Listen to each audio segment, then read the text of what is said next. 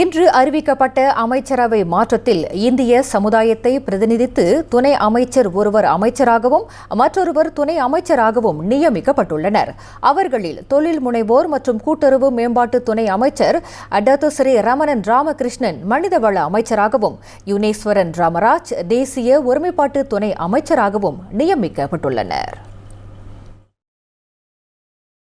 இந்த நியமனத்தை தொடர்ந்து தங்கள் மீது நம்பிக்கை வைத்து இப்பொறுப்பை வழங்கிய பிரதமருக்கு ரமணனும் யுனேஸ்வரனும் தங்களின் நன்றியை தெரிவித்துக் கொண்டனர்.